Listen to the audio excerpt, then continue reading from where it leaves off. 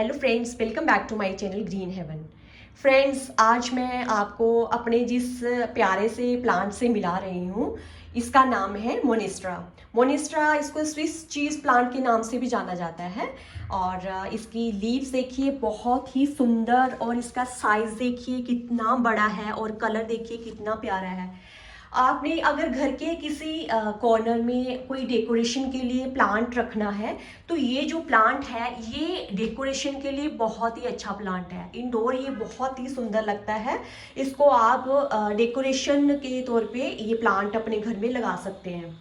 इसकी बड़ी बड़ी जो पत्तियां हैं, इसका जो डिज़ाइन है, ये बहुत ही सुंदर प्लांट लगता है।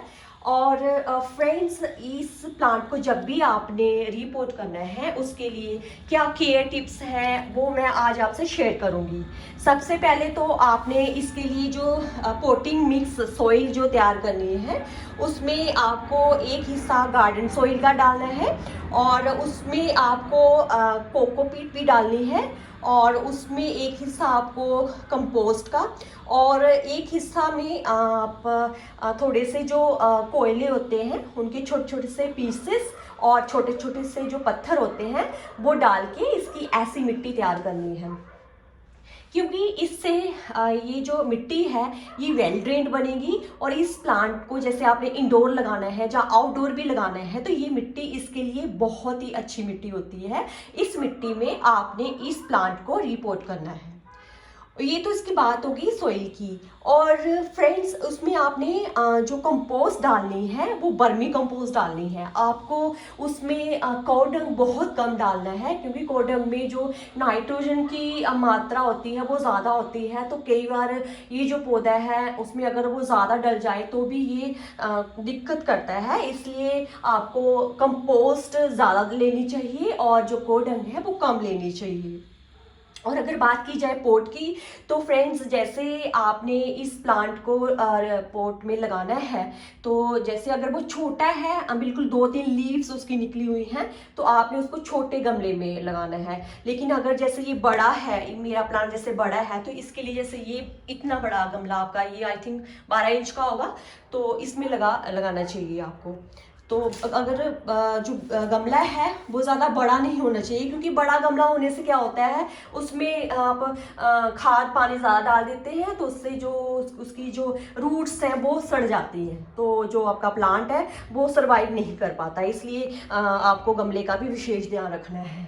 और बात की जाए लोकेशन की, तो लोकेशन इस जो प्लांट को चाहिए होती है वो इनडायरेक्ट ब्राइट लाइट चाहिए होती है। अगर आपने इसको इंडोर भी रखा हुआ है, तो इंडोर में भी आपको ऐसी जगह इसको प्लेस करना है जहाँ पे इसको थोड़ी सी या तो धूप पड़ती रहे इस पे, या फिर इनडायरेक्ट ब्राइट लाइट इसको मिलती रहे।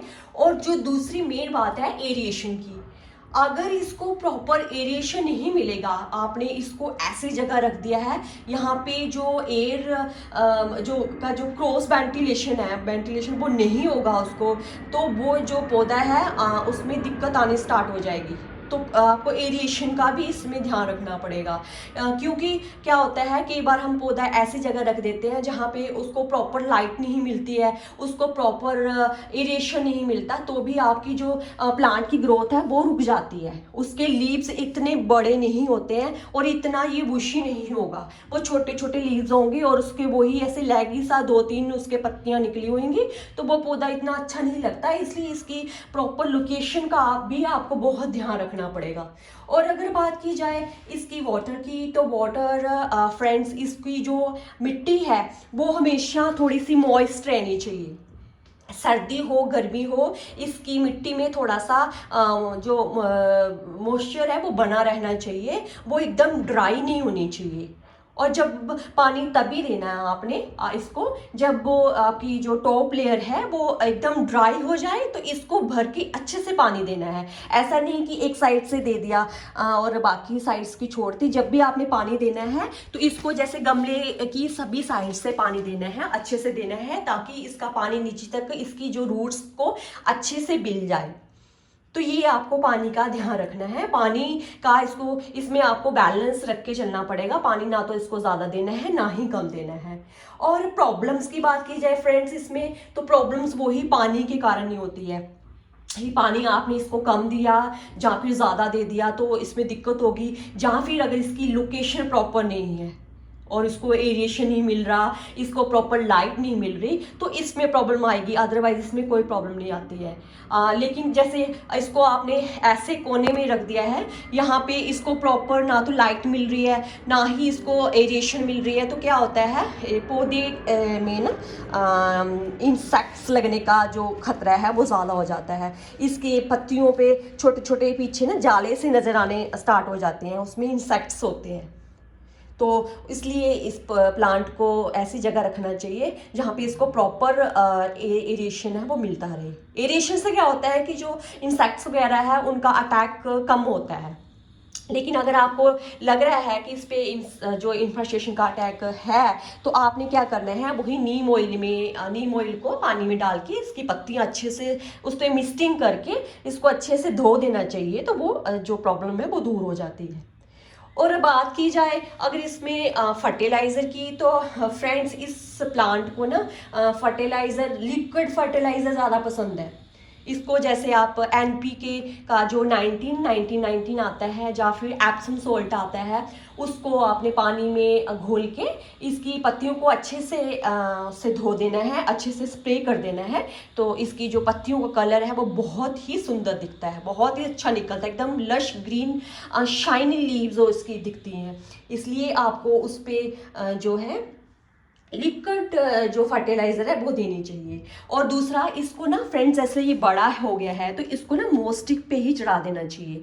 मोस्टिक पे चढ़ाने का एक तो फ़ायदा ये रहता है कि ये ऐसे अच्छे से ये मतलब इसको बांध दिया तो ये अच्छा लग रहा है, ये एडजस्ट हो गया है, पत्तियाँ इधर उधर नहीं गिर रही हैं। दूसरा, जब आप लिक्विड फर्टिलाइजर इसको दोगे तो आप इसको जैसे पानी भी दोगे, कुछ भी इसमें डालोगे तो आप मोस्टिक पे स्प्रे कर दीजिए। तो उससे क्या होता है, इसकी जो रूट्स निकल रही है ना साइड से, उनको प्रॉपर न्यूट्रिशन मिलेगा और पत्तियों का साइज बड़ा होगा और कलर भी बहुत सुंदर निकलेगा।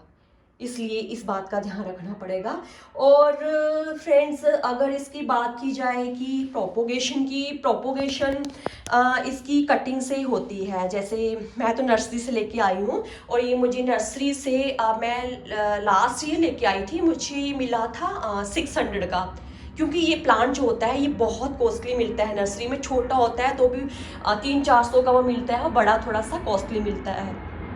लेकिन अगर जैसे हमारे पास ये प्लांट लगा हुआ है, थोड़ा सा बड़ा होगा, तो इसको हम कटिंग से भी तैयार कर सकते हैं। कटिंग जहाँ तो आपने मार्च में लगानी है और जहाँ फिर रेनी सीजन में, क्योंकि रेनी सीजन में आप कोई भी कटिंग लगाओगे तो वो बहुत ईजिली लग जाती है। तो इसको आप कटिंग मार्च में और रेनी सीजन में इसको कटिंग लगा के इससे जो है प्लांट है आप तैयार कर सकते हो। और बस फ्रेंड्स, इतना ही इस प्लांट के लिए। अगर आप इस प्लांट के लिए इतनी बातें ध्यान में रखोगे तो आपका प्लांट सालों साल चलेगा। अगले वीडियो में मैं आपसे किसी और प्लांट की केयर एंड टिप्स शेयर करूँगी। तब तक के लिए बाय बाय फ्रेंड्स।